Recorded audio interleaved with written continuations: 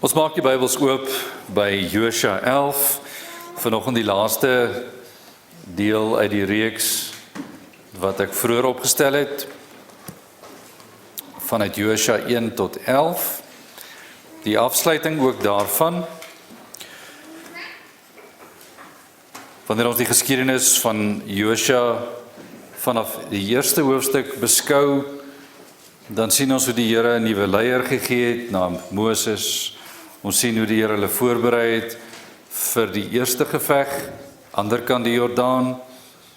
Die geveg anderkant die Jordaan was Jerigo, toe Ai, toe die streek in die suide, en vandag by 11 sien ons die laaste geveg en laaste plekke wat met die oordeel van die Here getref moes word. Voor ons begin lees, kom ons bid saam.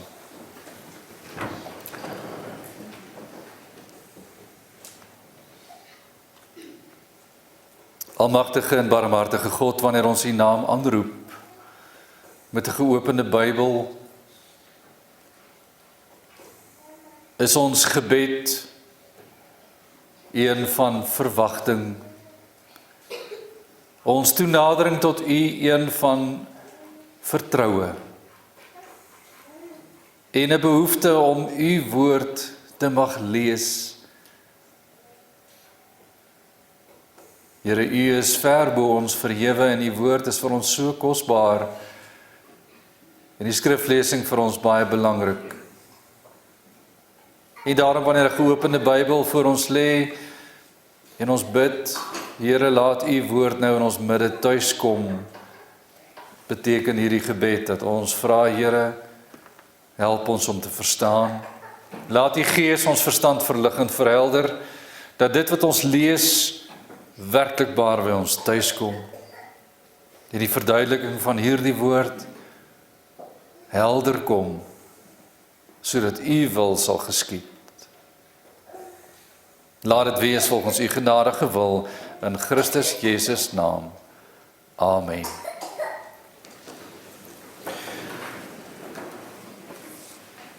Josua 11, ons lees vanaf vers 1. En toe Jabin, die koning van Hasor, dit hoor, wat het hy gehoor? Die groot slag wat geslaan is in Josua 10, die geweldige lang dag en die oorwinning van Israel oor 'n groot magtige koninkryk. En toe Jabin, die koning van Hasor, dit hoor, het hy gestuur na Jobab, die koning van Madon, en na die koning van Simron, en na die koning van Agsaf, verder na die konings in die noorde, in die gebergte en op die vlaktes suid van Kinnerot, en in die laafveld en in die hoëveld van Dor in die weste, na die Kanaaniete in die ooste en in die weste, en in die Amoriete en Jetiete en Feresiete en Jebusiete op die gebergte en die Jewiete onderaan Hermon, in die land van Mispa. Hulle dan uitgetrek en al hulle leer saam met hulle, 'n volk talryk, soos die sand wat aan die seestrand is, in menigte, met 'n groot getal perde en strydwaans. En al hierdie konings het volgens afspraak byeengekom en saam laar opgeslaan by die waters van Merom, om met Israel oorlog te voer. Toe sê die Here vir Josua, wees vir hulle nie bevrees nie, want môre omtrent sulke tyd sal ek hulle almal verslaan, aan Israel oorgee. Hulle perde se hakskeensenings moet jy afsny en hulle waans met vuur verbrand. En Josua het al die weerbare manne by hom, en Josua het met al die weerbare manne by hom, het skielik op hulle afgekom by die waters van Merom en hulle oorval. En die Here het hulle in die hand van Israel gegee, sodat die hulle verslaan en hulle agtervolg het tot by Groot Sidon en tot by Misferot Maim en tot by die laagte van Mispe teen die ooste. En hulle het hul verslaan totdat daar niemand van hulle was wat vry geraak het nie. En Josua het met hulle gedoen soos die Here aan hom gesê het. Hulle perde se hakskeensenings het hy afgesny en hulle strydwaans met vuur verbrand. En in die tyd het Josua omgedraai en Hasor ingeneem en sy koning met die swaard verslaan, want Hasor was tevore die hoof van al daardie koninkryke. En hulle het al die siele wat daarin was met die skerpte van die swaard verslaan en hulle met die banvloek getref. Niks wat asemhaal het oorgebly nie. En Hasor het hy met vuur verbrand. En al daardie koningsstede met al hulle konings het Josua geneem en hulle met die skerpte van die swaard verslaan. Hy het hulle met die banvloek getref, soos Moses die knegt van die Here beveel het. Net al die stede wat op hulle heuwels gelê het, die het Israel nie verbrand nie, behalwe Hasor alleen, wat Josua verbrand het. En al die buit van daardie stede en al die vee het die kinders van Israel vir hulle self buit gemaak, net al die mense het hulle verslaan met die skerpte van die swaard, totdat hulle die verdelg het. Hulle het niks wat asemhaal laat oorbly nie. Soos die Here Moses sy knegt beveel het, so het Moses aan Josua bevel gegee, en so het Josua gehandel. Hy het niks nagelaat van alles wat die Here Moses beveel het nie. So het Josua dan hierdie hele land ingeneem, die gebergte en die hele Suidland en die hele land Gosen en die Laagveld en die vlakte en die gebergte van Israel met sy laagte. Van die Kaalberg af wat oploop na Seir toe, tot by Baal-Gad in die laagte van die Libanon onderaan die berg Hermon en al hulle konings het hy gevang en hulle verslaan en hulle gedood. Baie lank het Josua met al hierdie konings oorlog gevoer. Daar was geen stad wat met die kinders van Israel vrede gesluit het nie, behalwe die Jewiete, die inwoners van Gibeon. Alles het hulle met wapengeweld geneem, want die Here het dit so bestuur, dat hulle hul hardnekkig voorgeneem het om Israel te bestry, sodat die hulle met die banvloek sou tref, dat daar vir hulle geen genade sou wees nie, maar dat die hulle sou verdelg, soos die Here Moses beveel het. En in die tyd het Josua gekom en die Enakiete uitgeroei, uit die gebergte uit Hebron, Debir, Anab en uit die hele gebergte van Juda,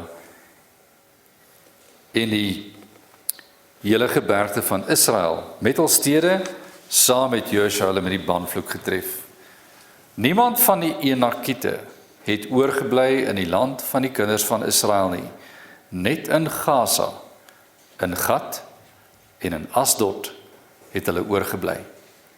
So het Josua dan die hele land ingeneem, net soos die Here met Moses gespreek het, en Josua het dit as 'n erfdeel aan Israel gegee, volgens hulle afdelings, volgens hulle stamme, en die land het gerus van oorlog. Geliefdes, die hele gedeelte sal oorhoofs in behandeling geneem word met die prediking.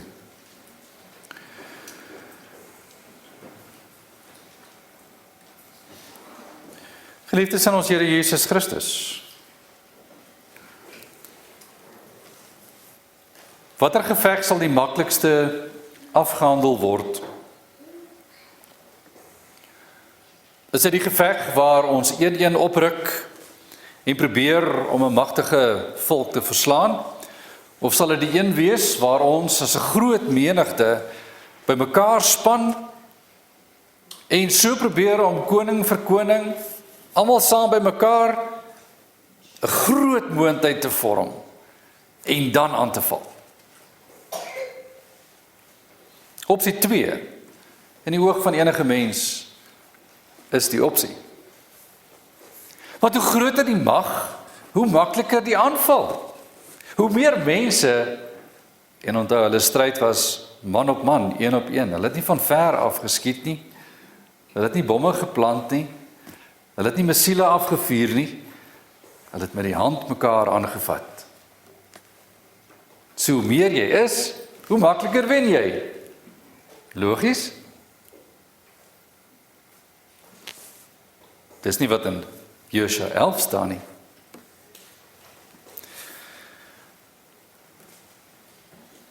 En ons het die refrein nou al hoeveel keer gehoor deur die geskiedenis vanaf Josua 6, waar Jericho die eerste stad was. Hoe oorwin ons Jericho? Wel, daar's 'n sterk muur om die stad. Die Here sê, ons gaan stap. Ons gaan nog stap. En eendag gaan ons baie stap. En dan oorwin ons die stad. Klink nie soos gewone oorlog nie. Tweede probeerslag op Ai, 'n hinderlaag. Mense kruip weg agter die stad. Ons hardloop weer weg soos ons die eerste keer gedoen het. En dan volg hulle ons en dan draai ons om nadat die stad aan die brand gesteek word. Die Here skep 'n hinderlaag, bietjie meer konvensionele oorlog. En ons oorwin Ai. Die volgende groot slag was 'n koning en hy het 5 ander konings byeengeroep, 'n magtige groot hoeveelheid mense. En die Here veroorsaak dat hulle verslaan word op een dag. Want die Here maak die dag langer. Iets wat onkonvensioneel. Die oorlog lyk normaal, maar die een wat vir ons veg is nie. Nou die 4de groot gebeurtenis wat ons in hierdie 11 hoofstukke raak lees. Natuurlik as ek Ai, die 5de een, die eerste probeerslag stel, waar die Here nie met hulle saam was nie. Die 5de probeerslag, waarvan 4 deur die Here so gereël was, is die laaste een, wat nodig sou wees. Want jy sal later ook in Josua lees, wanneer die land nog nie heeltemal verdeel is nie, is daar 'n gebied in die Filistynse gebied. Jy moet dit gaan lees, ek raai aan asseblief, lees die res van Josua. Daar's 'n gebied van die Filistyne, wat onveroverd sal bly staan. En dan is daar 'n gebied heel in die noorde van die Sidoniërs, wat nie ingeneem is nie, die Here sal hulle sommer net verdryf. Daar sal nie 'n geveg eers wees nie. Die Here sal hulle net wegjaag en sê, julle moet daar gaan bly. Daar's nie weer ver na hierdie stuk, is daar nie weer 'n oorlog nie. Die land is verower. En dis die vraag wat ons moet vra. Ons glo as mensdom, en dis regtig hoe die mens dink. As ons net baie is, gaan ons maklik wen. Dink ons reg oor hierdie saak. As meer van ons saam dink oor dieselfde saak, sal ons die oorwinning hê, selfs oor idees. Is dit reg? Is die meerderheidsbesluit altyd reg? Dit het ons al agterkom, is nie waar. As almal so dink, is dit goed? Nee. En of ons emosioneel veg, geestelik veg, en of ons fisies opdaag, as dit nie die Here se stryd is nie, dan sal dit wees soos Ai. As dit die Here se geveg is, sal dit wees soos Jericho, die suidryk verowering, en dan ook hierdie deel wat ons vandag na kyk. En dis iets wat die skrif sê. En daarom kyk ons na hierdie gedeelte met hierdie agtergrond van, is dit so, dat dit 'n menigte moet wees? Is dit so dat dit 'n menigte moet wees, sodat ons kan oorwin? En die antwoord is verseker nee. En hier moet jy ook die gedeelte in die lig van die Nuwe Testament sien, in Romeine 8 vers 31. As God vir ons is, wie sal teen ons wees? Wie kan teen ons wees? As God vir ons is, kan ons maar vertaal, is ons die meerderheid. Ek herhaal. As God vir ons is ons die meerderheid. As dit sy geveg is ons die meerderheid. Hoe het hierdie gedeelte afgespeel? Ons sien raak, 'n man met die naam van Jabin, vers 1, praat van, hey, hier's moeilikheid. Hier's moeilikheid. Die suidryk is op 'n geweldige, kragtige wyse ingeneem deur Israel. En nou kyk ons na die noordryk. Jabin sê, Hy is die koning van Hazor, 'n baie belangrike groot stad. Hy sê, Jobab, jy is die koning van Madon, kom. Hy roep die koning Simron van Aksaf. Dan roep hulle nog konings in die noorde, in die gebergte en in die vlakte suid van Kinnerot. Nou, dis die gebied alles noord van, ek kan maar sê Jericho, dis die gebied heeltemal noord. Dis daai hele area as jy die kaart van Israel sou neem. En dan word hulle 'n verskriklike groot hoeveelheid mense sien wat vers 3 daaroor sê, na die Kanaaniete in die ooste en in die weste en die Amoriete en die Hetiete en die Ferisiete en die Jebusiete op die gebergte en die Jewiete onderaan Hermon in die land van Mispa. So vers 1 tot 3 sê, Jabin het begin, hy is 'n koning, hy organiseer 'n geweldige groot area van konings en mense. Ons formuleer, ons maak een leermag, 'n alliansie, ons gaan saam veg, ons maak die beste plan, militaristies moontlik, goeie plan. Hoe sterk is hulle? Wat sê die teks? Hoe sterk is hierdie groot moondheid? Vers 4 sê, hulle het uitgetrek, alle leer saam met hulle, 'n volk talryk soos die sand wat aan die seestrand is, 'n menigte. Waar het jy al hierdie woorde gehoor? 'n volk talryk soos die sand wat aan die seestrand is. Dit word aan Abraham gegee. En dit word gesê van die grootte van die nageslag van Israel. Jou seuns sal so baie wees soos die sterre in die hemel en die sand op die seestrand. Dit beteken eintlik net, hierdie idioom beteken baie, so baie dat jy hulle amper nie kan tel nie. 'n menigte. Nou ons het nou al gelees van die hoeveelheid manskappe wat Israel opgestuur het om te gaan veg. Ons hoef nie te wonder of Israel telbaar was nie, want hulle was. Ons hoef nie te wonder of hulle minder as hierdie was nie, want hulle was. So, die Here skets vir ons eintlik die onmoontlike prentjie en sê dit maak nie saak nie. Dis vir die eerste gedeelte van die teks vir ons sê. Want 'n groot moondheid het hulle self, en jy sal dit later in die teks gelees het hulle self verhard, het in opstand gekom teen God en sy volk. En dit is nou wat volgende gaan gebeur, wanneer iemand teenoor die Here in opstand kom. Jy sal onthou in die vorige deel van die reeks, het ons genoem, dat die Here met Josua se geskiedenis vir ons iets van openbaring ook sê. Wanneer die eindtyd aanbreek, sal die boosheid, en jy kan dit gerus gaan lees vanaf hoofstuk 17 in Openbaring, dat wanneer daar opgeruk word daar opgeruk deur 'n groot moondheid oor die ganse aarde. Die anti-kris en die valse profeet sal opruk en hulle sal versamel onder verskeie konings oor die ganse aarde. En hulle sal teen God in opstand kom en hom probeer verslaan. En dan sal Christus kom en hulle almal in 'n oogwink met sy mond verslind. Dis hoe God gaan oorwin op die dag van die oordeel. Hoe het dit gewerk met Israel? Was daar 'n geveg waar die Here opgedaag het en dit anders verloop het, as dat die Here almal weggevee het voor sy aangesig? Nee. Jericho was verslind, vernietig deur God se wil.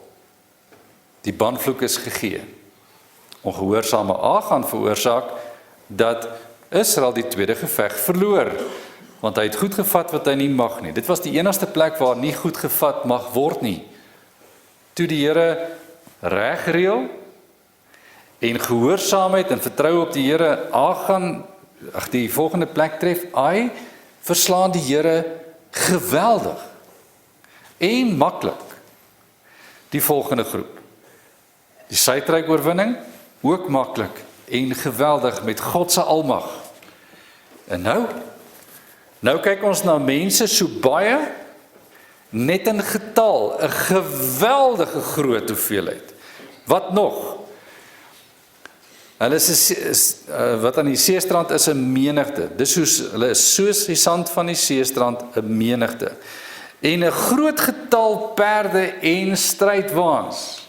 As ons nou dink aan tegnologie, het ons nog nie met 'n mag te doen gekry tot op hierdie stadium wat uitgetrek het met perde en strydwaans nie. Wat gee perde en strydwaans vir enige leermag? Beweeglikheid en vernuf. Want jy kan nou staan terwyl jy nader ry en jy kan 'n spies gooi terwyl jy beweeg en of jy kan skiet met 'n boog terwyl jy beweeg. Jy is meer mobiel. Jy het meer tegnologie as enige van Israel se soldate. Jy staan nie 'n kans teen 'n strydwa en 'n perd nie. Niemand staan 'n kans nie. Hoe lyk die geveg? Onmoontlik. Here, hoe gaan ons hier wen? Hoe kan ons hier wen? Hulle is 'n menigte. Hulle het perde en strydwaans. Ons het niks van die tipe toerusting nie. Hoor vir Dawid op pad na Goliat. Ek kom na jou in die naam van die Here. Met wat kom hy? Met sy pantserpak, sy boog en sy swaard? Nee, slingervel, 'n klippie. Dawid staan nie 'n kans nie. Maar hy kom in die naam van die Here, en is omdat die Here daaroor win, dat Israel van die Filistyne verlos is. Dis wat die geskiedenis ons leer, dis later. Hierdie, nog lank voor Dawid, wat hierdie goed gebeur. Ons kyk dus na die eerste saak, en dis belangrik om te sien, is baie mense 'n gevaar? Ja. Is dit vir 'n mens onmoontlik om te dink ons gaan hier wen? Ja. Menslik gesproke behoort ons nie hier verder te kan vorder nie. Maar, die skrif is vol van hierdie woordjie, maar. Hulle het uitgetrek vers 4, vers 5 sê, en hulle het bymekaar gekom by Merom, by die waters van Merom, 'n plek wat gereed is vir hierdie geveg, en Israel moet hulle daar ontmoet. Vers 6 sê, toe sê die Here vir Josua, wees vir hulle nie bevrees nie, maar Here, ons is bang, hulle is baie. Ons is bang, hulle is sterk. Wat sê die Here? Wees vir hulle nie bevrees nie, moenie vir hulle bang wees nie, want môre omtrent sulke tyd. Die Here gee vir hulle nie net bemoediging, hy gee vir hulle die afspraakdatum. Hy gee vir hulle die uur. Ons het nie met 'n leerowerste te doen. Ons het nie met 'n bevelvoerder te doen wat op menslike vlak nie weet wat gaan gebeur nie. Ons het met die almagtige God te doen. En as Israel deur sy hand en sy uitgestrekte arm, sy hand en sy uitgestrekte arm, luister mooi na die woorde soos aangehaal uit Deuteronomium 5.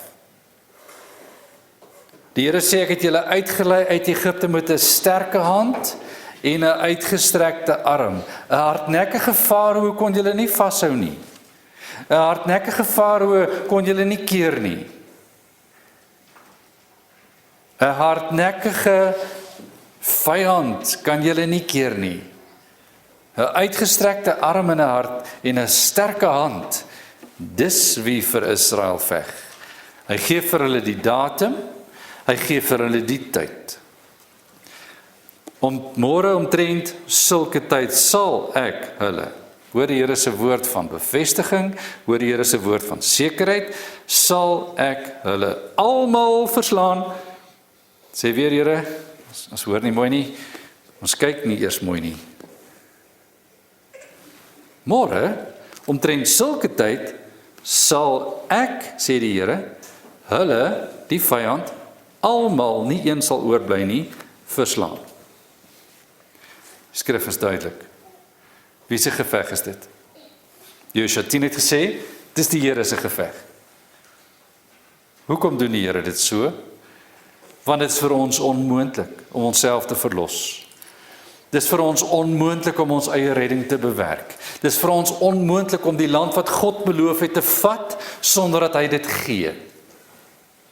Hy laat ons oorlog toe kom om te sien, hy oorwin. Niemand het kan God oortuig dat ons dit kon doen nie. Want enige militaris sal kyk na hierdie gegevens en sê, jammer Israel, julle is effe min. Julle is effe klein. Julle is effe swak en julle kort 'n bietjie tegnologie. Julle sal nie hier wen nie. Maar die Here sê, môre, omtrent sulke tyd, sal hy verslaan, soos hy wil. En dit sal gebeur, want net hy kan so belofte maak. En as dit gebeur, die Here sê, hy sal hulle verslaan, en hulle aan Israel oorgee. Vers 6 verder, hulle perde se hakskensendings moet jy afsny, en hulle waans met vuur verbrand. Jy moet hulle perde vermink, niemand wil dit sien gebeur nie. Jy moet hulle perde vermink, en hulle waans vernietig. Want die Here sal dit toelaat.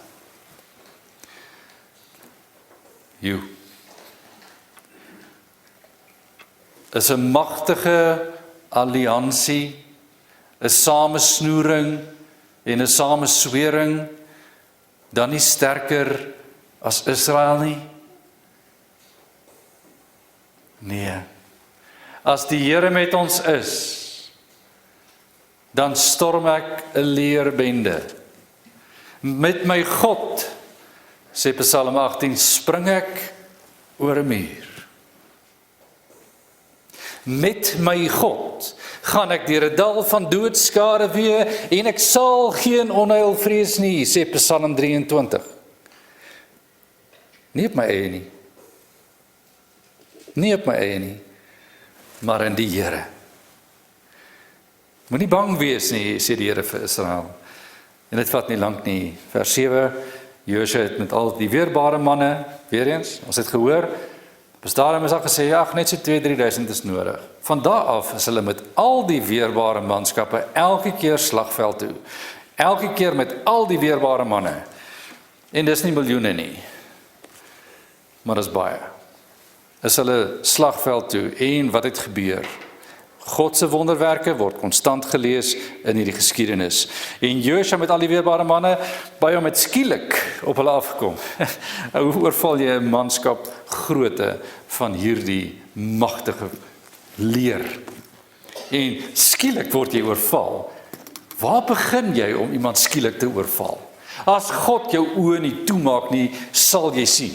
As God jou hart nie swak maak of jou vermoë heeltemal vernietig nie, sal jy weerbaar genoeg wees om agter te kom, Israel is besig om ons te oorval, of ons in te val. Nee, die Here laat hulle so swakkelinge vertoon teen 'n klein mag, Israel. En die Here lê hulle lam. Hoor Egipte, hoor elke slag, wanneer die Here teenwoordig is. En hier is die tema waarmee hierdie gedeelte besig is. Wanneer die Here se hand swaar druk teen sy vyande, hoor Egipte wanneer hulle vassit in die see, die Here is teen ons. Hoor Jerigo, ons kan nie hier wen nie, sê Rahab, hoofstuk 2. Ons kan nie hier wen nie. Die Here is teen ons, ons weet dit. Wanneer die konings begin opryk, weet hulle, hier is groot dinge aan die gebeur, wie is teen ons? Wanneer ons nie kan wen nie, kom ons agter wie se hand is swaar op ons. Die Here se hand is swaar teen sy vyande. Hoor dit. As God vir ons is, kan niemand teen ons wees nie, want die Here se hand is swaar teen sy vyande. En dit gebeur. Hulle word skielik oorval by die waters van Merom. En hoor mooi vers 8, die skrif is ongelooflik helder hier. En die Here het hulle in die hand van Israel gegee, sodat die hulle verslaan het en hulle agtervolg het by Groot Sidon en tot by die Misrefot Maim en tot by die laagte van Mispe teen die ooste. Hulle kom, begin hulle aanval en verdryf hulle en maak dood soos hulle aangaan. Josua het gedoen, vers 9, die hagskeensedings van die perde is afgesny, die waans is verbrand.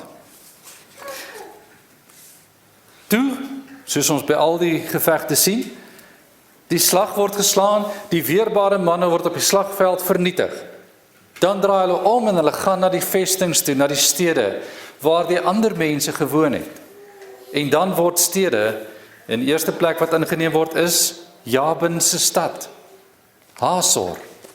En hy word ingeneem en met die banvloek vernietig en afgebrand. En dan kom die ritme soos al die gedeeltes gewerk het. Dan word daar beweeg vanaf daardie plek na die hele streek. Maar hierdie is nou nie op een dag nie, dit is oor 'n tyd wat dit gebeur. En dan word daar doodgemaak, vernietig, ingeneem.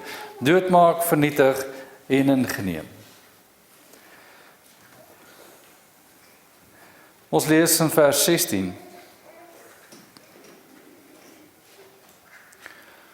Dat Josua het hierdie hele land ingeneem, die gebergte en die hele suidland en die hele land Gosen en die laafveld en die vlakte by die gebergte van Israel met sy laagte. Nou dit is die gevolg hiervan. Die vorige oorwinning was die suidland. En dan word die noorde in sy totaliteit vernietig. Ek gaan nie elke gedeelte met u deur soos ek met die vorige gedeelte gedoen het nie. Jy ken die ritme. Die ritme het nie verander nie. Hy gaan van plek na plek. As sekere dele wat verbrand is, ander dele is gelos. Sekere dele is al die mense net doodgemaak. Buit is geneem. Net by Jericho was geen buit geneem nie.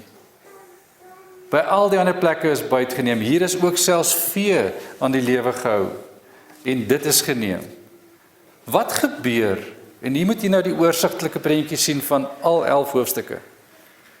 Wanneer die Here die land inneem, doen hy een ding eerste. Die eerste ding wat hy doen, is hy verwyder die ongelowige uit die land Kanaan. Dis waarvoor die oorlog, die banvloek daar was. Dis God se oordeel. En dis hoekom die Here heeltyd die dood geveg gelei het. Dis 'n vooroordeel fase in die geskiedenis van die wêreld. Wanneer die mense tot op 'n punt kom waar die genade van die Here vir hulle verby is en hy vernietig, het hy getref met 'n oordeelsdaad. Nie alle mense oor die ganse aarde nie, maar net in hierdie streek waar Israel moet gaan woon om God te verheerlik as die enigste waaragtige God, moet die Baals nou verdwyn, die afgoderry moet verdwyn, en dan word die streke ingeneem, die sentrale deel word ingeneem, en 'n nuwe geloof word gevestig, die geloof in die almagtige, barmhartige God. Dan word die suidryk heeltemal veroorwer, en dis deur die genadige hand van die almagtige, barmhartige God.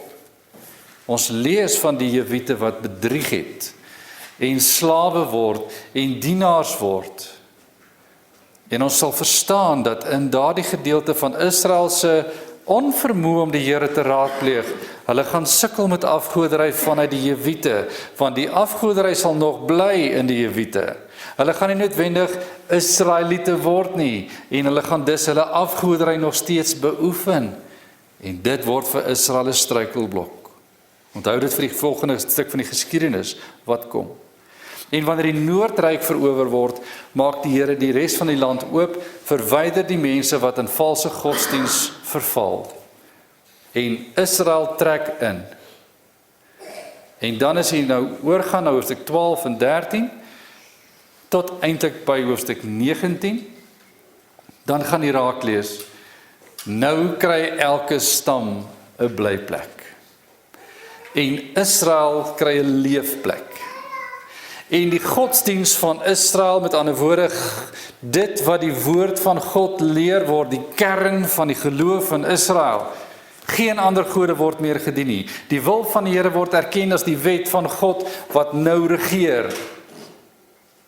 Aan die streek oorkant die Jordaan, ons praat van die oostelike streek, is 2,5 stamme. Die Manasse stam is in 2 gedeel. Een helfte bly een kant van die rivier in die weste, en die ander deel van Manasse bly aan die ooste kant van die Jordaan. Manasse is een van Josef se 2 seuns. Die ander seun het ook 'n grondgebied gekry. Daar word dus vir Josef se 2 seuns elkeen 'n grondgebied gegee. En Manasse kry net 1/2 van die rivier, en die ander een kry aan die ander kant van die rivier, kry hulle grond. So wanneer jy dus die verdeling van die land lees, wat nou hierna volg, en daarby kan ons ongelukkig nie verder stilstaan nie, dan sien ons wat het God gedoen. Hy het die Lewiete reg oor die land laat woon. Hy het vir hulle plek gegee dat hulle tussen elke stam sal bly, want God se woord is nou die godsdiens van Israel. Kanaan is vervang met afgoderry, en die banvloek het God se oordeel oor die ongeloof gewys. Dis die eerste saak wat ons moet raak sien. Hoekom was die oorlog nodig? Om Christus in die Ou Testamentiese vorm te vestig, en dat daar een geloof in Israel sal wees. Die tweede ding wat ons moet verstaan, wat gekom het saam met hierdie saak, is dat Israel nou geposisioneer is in die wêreld as die lig van God in die wêreld. Op hierdie stukkie grondgebied, wat tot vandag toe nog in oorlog is. As die lig vir die wêreld, is daar 'n konflikpunt geskep tussen lig en duisternis. En ons moet verstaan dat Israel vandag in 3 gelowe verdeel is. Islam, Judaïsme en 'n kleiner gedeelte Christendom. Maar Christus is nog nie weg uit Israel. En dit moet ons vandag nog verstaan. En wanneer die gedeelte nou klaarmaak, nou dat ons verstaan hoekom het die Here oorlog toegelaat tot hier. Wat het hy nou gedoen? Wat het die Here nou gedoen? Vers 16 en 17 sê vir ons, waar is oorwin? Oorlog is gevoer, vers 18. Hoekom het dit so gebeur, sê vers 20? Want die Here het dit so bestuur, dat hulle, dit is die wat teen Israel in opstand gekom het, hardnekkig voorgeneem het om Israel te bestry, sodat die hulle met die bandvloek sou tref, dat daar vir hulle geen genade sou wees nie, maar dat die hulle sou verdelg, soos die Here Moses beveel het. En nou is die troostwoorde in die volgende paar verse. Die oorlog is gevoer. Ek blaai gou saam met my na Numeri, hoofstuk 13. Want die Here handel 'n hoofstuk af van die geskiedenis van Israel voor die 40 jaar swerwing in die woestyn. Die Here handel 'n deel af nou met hierdie oorwinnings. In Numeri 13, en ons lees dit vinnig saam, is nodig vir die konteks dat ons dit net het. Vers 26 tot 33. Die afgegrond is die 12 verspieders wat by mekaar gekom het en hulle gee verslag. Vers 26 lees. En hulle het weggegaan en by Moses en Aaron die hele vergadering van die kinders van Israel gekom in die woestyn Paran in Kades en aan hulle berig gebring en aan die hele vergadering en hulle die vrugte van die land laat sien. Hulle het hom vertel en gesê, ons het gekom in die land waarin u ons gestuur het en waarlik, dit loop oor van melk en honing en dit is sy vrugte. So hulle wys wat hulle gesien het. Maar, en hier is die gedeelte waarop Josua nou spreek, maar die volk wat in die land woon is sterk, en die stede is versterk en baie groot. En ons het daar ook die kinders van die Enakiete gesien. Die Amalekiete woon in die suidland, maar die Hetiete en die Jebusiete en die Amoriete woon in die gebergte, en die Kanaaniete woon by die see, en aan die kant van die Jordaan. Hoor die woorde van die Enakiete, hulle is groot en sterk. Toe het Caleb die volk stilgemaak teenoor Moses en gesê, nou Caleb was saam met Josua. Toe het Caleb die volk stilgemaak teenoor Moses en gesê, laat ons gerus optrek en dit in besit neem, want ons kan dit sekerlik oorweldig, 'n geloofstandpunt. Maar die manne wat saam met hom opgetrek het, het gesê, ons kan nie teen die volk optrek nie, want hulle is sterker as ons. Dis die 10-man verslag. Teenoor Caleb se 2-man verslag.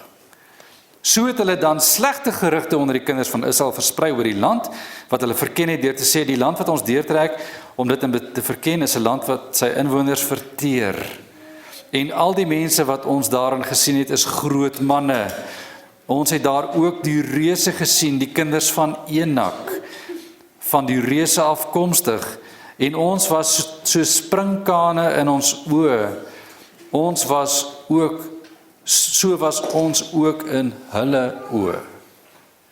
Hoor die verslag van Numeri 13. Hoor die verslag van die Here. Dis die generaalverslag.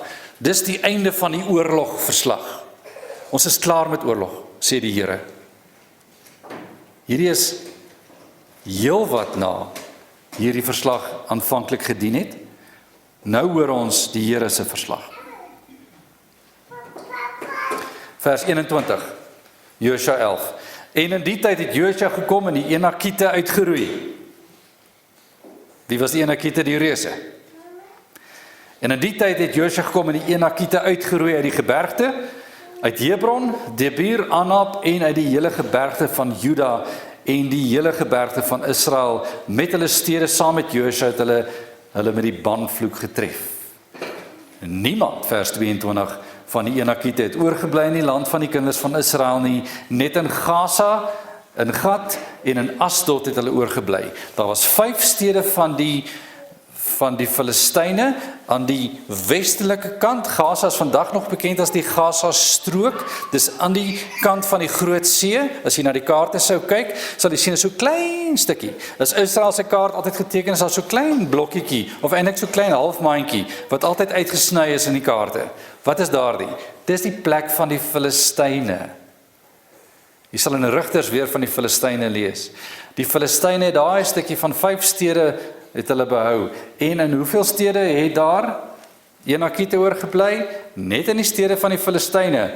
Gaza, Gat en in Asdod. En van daar af het wie gekom? Wie het saam met die Filistyne kom veg? Goliat. En die Here het hom ook verslaan. Asof hy niks was nie. In die tyd van Dawid, die voorloper van Christus. Die Enakiete is nie magtig nie. Nie die almag wat mense dink hulle het nie. Hulle het nie die mag ver bo God nie.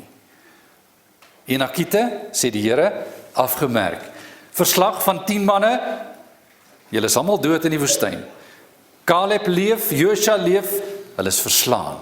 Die woord van die Here staan. Afhandeling. Die generaal, die opperherder merk dit af. Dan vers 23.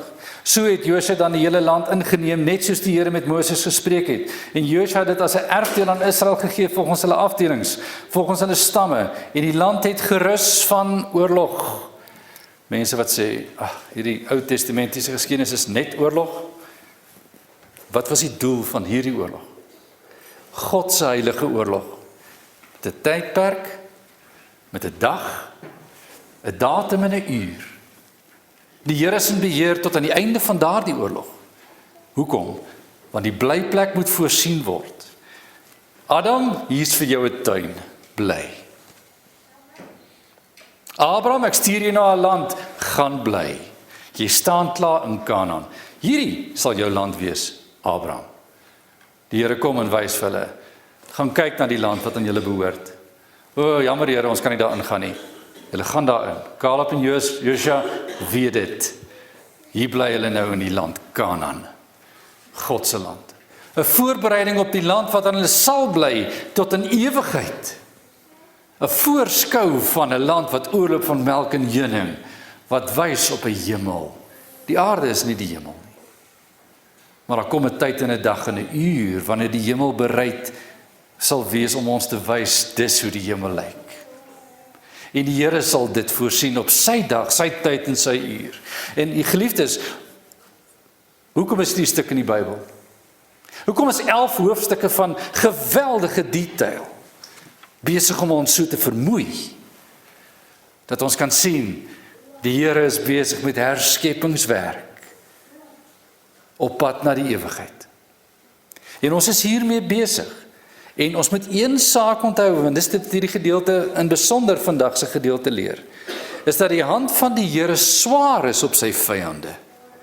En hy druk hulle in hulle land, en in hulle koninkryke, en in hulle sameswerings. Hy druk vir hulle. En hy sal vir hulle altyd druk, tot die wil van die Here sal geskied, op 'n tyd en 'n datum en 'n uur. En waar bly ons vandag? Ons praat van ons land. Dis die Here se land. En hy is besig om te druk en te skuif en te bestuur, soos hy wil, waar hy wil, wanneer hy wil. As die Here vir ons is, kan die res maar kom. Want die hand van God is so swaar op die vyande, dat hulle nie sal stand hou teen die grootheid van hierdie almagtige God nie. En wanneer Christus in beheer bly, wag ons eintlik net vir een dag. Wanneer hy kom en die boosheid wat teen hom versamel het, vernietig met die swaard van sy mond, soos Openbaring dit leer. Geliefdes, hierin lê ons troos. Hierin lê ons troos. Hou dop hoe die wêreld beweeg, maar God bly in beheer. Aan hom die eer. Amen. Ons bid saam.